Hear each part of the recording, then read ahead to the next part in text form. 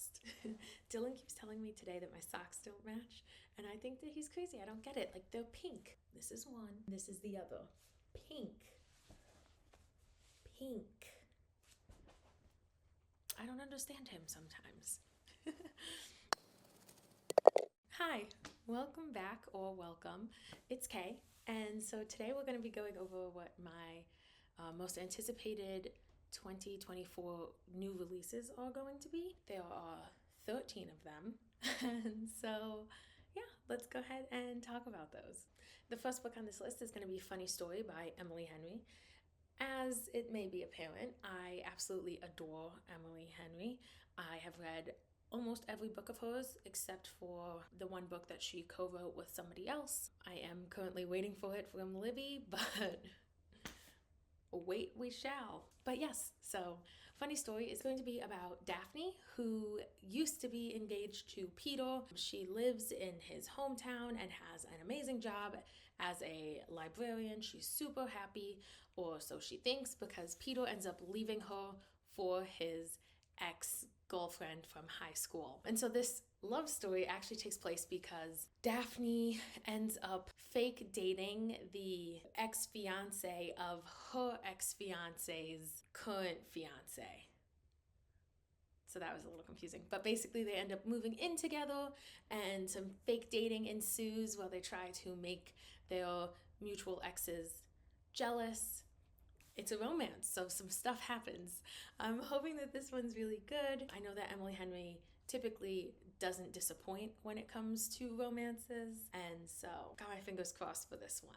The second book on this list is going to be House of Flame and Shadow, the third Crescent City book. I have been waiting for this book, and I'm so excited. I read the second book, The House of Sky and Breath, maybe, at the beginning of 2023, and I read the first Crescent City book. Was it Earth and Blood? Something like that. I read the first one at the end of 2022, and so I have been waiting all year for this book, and I cannot wait. I will be reading the first two books of the Crescent City series in preparation for House of Flame and Shadow, just so I'm as refreshed as I can be going into this, knowing all of the details. I'm not going to say anything about this book just because I do not want to spoil it for anyone who has not finished reading any of the other two books in this series, but I'm excited to see what else happens with Bryce and Hunt and what's going on in this addition to the series. I will say, I do want, I'm hoping that this book has a similar change of relationship that ACOTAR had, because I kind of want some like Tamlin type situation to happen to Hunt. He's not my favorite character, and I mean, it would be fun to see something new and exciting in the romance department for Bryce. And I think that Hunt has played his role, and he's a little boring and bland as a hero. That's just my thoughts on that. So I'm really excited for Crescent City 3. I will say I don't think that's gonna happen, but I'm gonna keep my fingers crossed, okay? The third book on this list is A Love Song for Ricky Wilde by Tia Williams. I am so excited for this book. I read 7 Days in June. I think it was in September of this year. It was a book that I picked up like on a whim, I guess you could say. It was one of these Skip the Line books for Libby, and so I was like, why not? And I got it, and I could not put it down. I read it in like a day and a half. Was obsessed with it, so I'm hoping that other books by Tia Williams are also super page turnery. But basically, this book is about Ricky Wilde, who is a member of the Wilde family, which is a dynasty type situation in Atlanta. But she doesn't fit in with the rest of her family, and so this book is going to be about her actually taking a risk and leaving her family and wealth and all of what she has going for her in Atlanta and moving up to New York and pursuing music, I think it is. And so that's very exciting. I like the idea of someone just being like, no, this isn't for me. I want to create my own path in the world. And I'm going to do it in New York City, one of the most expensive places to live. And who cares if I don't have my family wealth to help me out? I've got this. I've got skills. I've got talent. We'll see how that goes. I don't know how I'm going to feel about that, if I'm going to believe that. As someone who visits New York pretty often, no. But we'll see. I'm excited about it. So the fourth book on this list is going to be The Familiar by Leigh Bardugo. I'm super excited to be reading this book, hopefully, when it comes out. It comes out in April, 2 days after my birthday, actually, so I'll probably be getting it for my birthday. But this book follows a servant named Lucia, I think is how you say it. And she has the ability to do magic tricks, just like little things. And she does them while being a servant to make her job easier. And the people that she works for find out that she has this ability, and so they use this to their advantage to try and gain social standing. And she is eventually discovered by an exiled Spanish general or something like that, and he wants to get back in favor with the King of Spain, and so he's like, hey, come with me, you will help my king win wars and do amazing things. And so she goes with him to try and become more than a servant for this family, but there are struggles with that just because she is Jewish and the rest of the Spanish court that she's going to is not, and might not look too fondly upon that. She enlists the help of an immortal familiar during this process who also has secrets that can cause trouble for them if they are discovered. And so this book just sounds really intriguing. I like the magic systems that Leigh Bardugo seems to create in all of her writings, and so I'm hoping that this continues to be a fan favorite for me. The fifth book on this list is going to be The Paradise Problem by the one, the only, I guess not the one and only because it's a writing duo, but Christina Lauren. I love all of Christina Lauren's writing that I have read so far. I'm trying to get through their entire backlog. So this book follows Anna Green, who married Liam in order to gain access to better housing when she went to college at UCLA. And they got married, and then she was like, cool, we're gonna be married, I'm gonna have this housing, and then we'll get divorced when I graduate, and that'll be that. And so that was something that she did in the past. And when she's going to get this divorce, she finds out that Liam actually is set to get his inheritance, but in order to receive his inheritance, he has to be happily married for 5 years in order to actually gain access to his inheritance, which means divorce is not going to be happening after 3.5 years, 3 years, something like that. And so it's a love story, and it just seems really cool. I like that premise of a marriage of convenience for her that he was just helping her out with, that becomes a marriage of convenience for him, and now she has to help him out, and then romance blossoming from that. I mean, I've never actually read a marriage of convenience before, so this is just, it's gonna be exciting and new and fresh, and I hope that it lives up to the hype that I've built up in my own mind. So the sixth book on this list is going to be Fae Bound by, I'm going to butcher this, I'm so sorry, by Sarah L. Arifi. And this book actually comes out in January, so hopefully I pick it up soon. This book is about Yiren, is how I'm gonna say that name. I can't say that's correct, but we're gonna go with it. Who was born to be a soldier. She was born on the battlefield. She's training to fight in the battlefield. That's what she's gonna do. And she is a warrior of the Elven army, while her sister is trying to become a fortune teller almost. She's going through divination route instead of being a soldier. And one day, Yiren makes a mistake that results in her and her sister being exiled and banished from the Elven army. Upon being banished, they run into the Fae court, which is jarring for them because the Fae court is extinct, is gone. But that's not the case, as they've run into them. And so the story ensues where they have to struggle with their loyalties that they have with each other, to their homeland, the Elven lands, and then also to romantic interests, and just how they manage to work their way through this situation that they've gotten themselves into. The seventh book on this list is going to be Masquerade by O.O. Sangayomi. Maybe. This book is about a woman whose homeland is conquered by a warrior king, and she was originally part of a blacksmith guild, and she is abducted, and she learns as she is whisked away that her abductor is actually the warrior king that conquered her land, and she has been chosen to be married to him. So her station has been improved by this forced marriage, and she basically has to navigate a very tricky situation, considering her people were treated as pariahs by the warrior king's people who occupied her homeland. And so she has to navigate being in his court and being treated poorly, because she is now in a situation where, while she has more power and influence, she's not liked or appreciated or valued or seen as anything good. And it just sounds interesting. I'm trying to diversify my readings this year.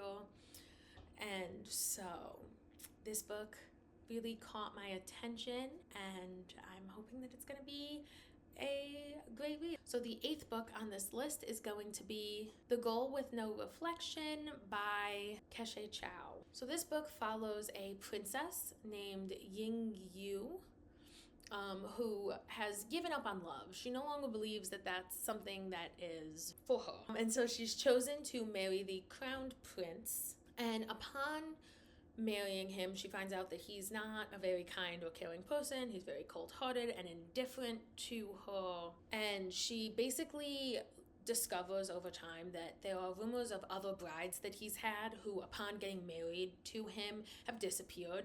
And while she's there, she gets secluded into her room by the prince for unknown reasons. And the more time she spends there, she notices shadows moving in her peripheral vision, and eventually she's pulled into a mirror world where there is a mirror prince who, unlike the actual prince she is married to, is kind and caring and compassionate. And so she starts to fall in love, as any person would. But the problem is that this world is deceiving. There is darkness to this world. It gives Coraline vibes, which I'm excited for. I've never actually read Coraline, so maybe I'll read Coraline this year too.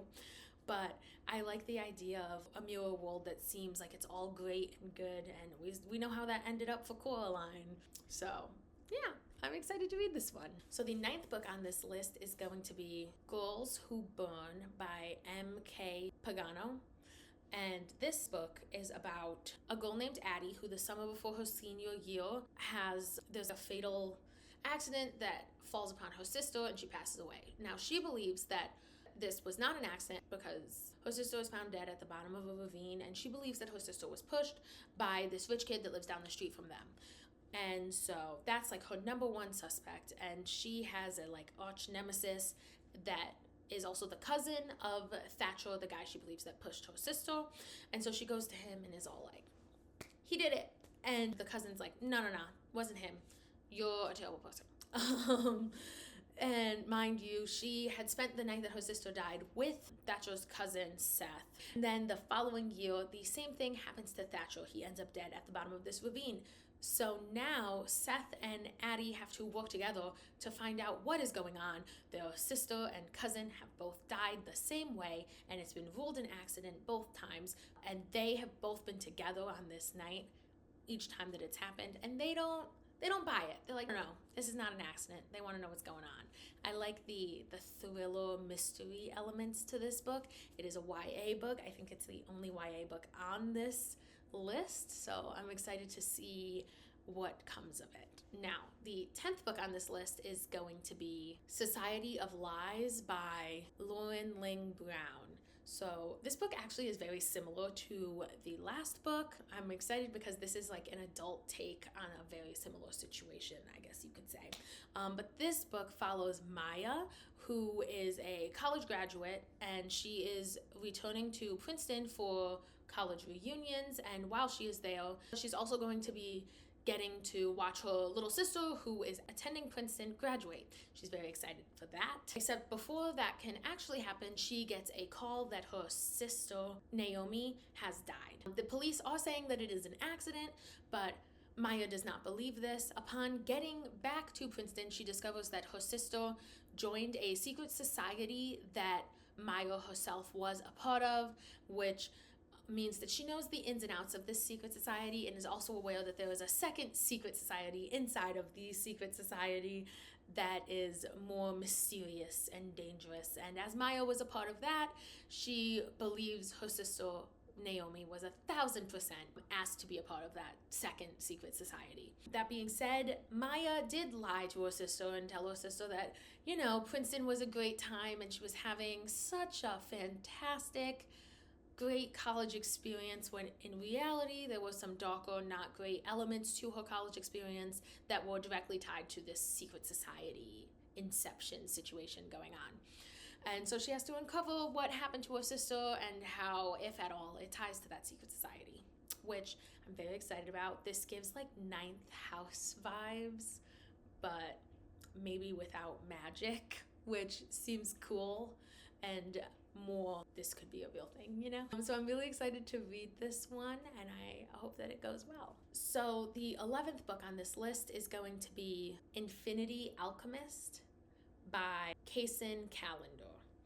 This book follows a boy named Ash who applies to study magic, and in this world, being able to study magic is something that only a select group of people are allowed to do. And so he applies and is rejected, but then he takes up a position working at the school to be a groundskeeper for the college. And while doing this, he decides to secretly study to be an alchemist while there because he has access to the college now. But while doing this, he is discovered by Ramsey, and instead of ratting him out, Ramsey agrees, hey, if you help me find this book that is supposed to be super powerful, I won't tell anyone that you're learning how to do magic, even though you're not allowed to. The story progresses from there, and they work together to find this book and obviously run into some interesting situations. There's evils, as all magic books seem to have, and there's highs and lows and romance and all of the things. So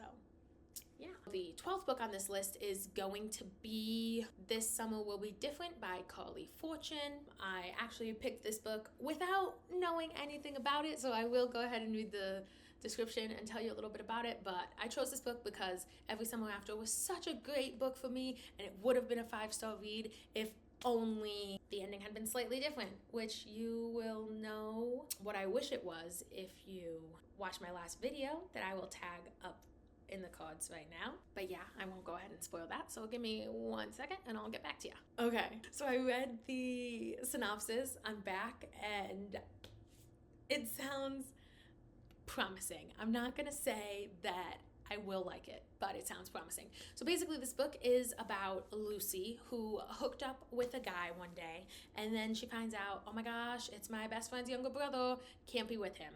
And so there's like a laundry list of reasons why they cannot be together. That being said, every summer she escapes on vacation to where he lives, and they once again fall into each other's arms for one night before parting ways again. Yeah. And so the thing is that her best friend Bridget ends up leaving her fiance a week before her wedding, and Lucy is like, I'm such an amazing best friend, I'm gonna follow you home to make sure that you're okay, which is cool. But Felix, her brother, is different. He's not all floaty and sweet and charming. It doesn't say how he's different, it just says he's different, but he is. And so Lucy's like, am I safe? Can I not fall in love with him while I'm helping my best friend with whatever's very emotionally scarring for her right now? Who's to say? So, this book sounds simultaneously very good and taboo and all of the things, and not great, because it sounds like Lucy isn't a good friend, and I hate that. So, I'm gonna read it and we'll see how it goes. Yeah. Okay, so the final book on this list is going to be The Principle of Moments by Esme Jekiemi Pearson. Probably. So this book spans many centuries, is basically how it goes. But so, the basic premise is that humans, us pesky little things, went to another planet, probably because we killed the Earth, and we unknowingly gained a debt because this planet that we took over was owned by some cosmic, thing, person, whatever, alien. And that person didn't like us taking his planet. And so humans are subservient to them and their kind, and that's how it goes. So Asha is just a voiceless person who works for the emperor of the galaxy. And then one night, a cloaked stranger shows up and delivers her a message that will change her life forever. Don't know what the message is. We'll find out when we read the book, right? Simultaneously, or I guess not simultaneously, because this is in the year 6000 something, but in the past, in 1812, there is a boy named Obi, but Obi is a time traveler, but he's sick of it. He gained time traveling sickness of some kind, and he doesn't know how to get rid of it, and his father has disappeared. He doesn't know how or why. Time traveling isn't helping him with that or with saving himself. He doesn't know if the prince that he loves him back. He's just like, time travel, not for me. I'm done. I'm over it. Goodbye. Except he learns about the ghost of a girl in the British Museum from another time. I'm imagining from the future. Don't know how that would work, but basically their paths cross. There's a prophecy that is unearthed, and now they must travel through space and time to save the world. Probably? I don't really know. It doesn't really elaborate much more than that. It says that there's 3 heroes. Heroes of what? It doesn't explain, but I think that it's a very interesting premise, and I'm excited to learn more, and I hope that it's good. So yeah, these are going to be the 13 books that I am highly anticipating in 2024. And what are your most anticipated books? Drop them in the comments down below, and I'll have to check a few of them out. Maybe I'll add them to my list. But if you like this, give it a like, subscribe. That'd be really cool. Thank you so much. I hope you all have a great day. Bye.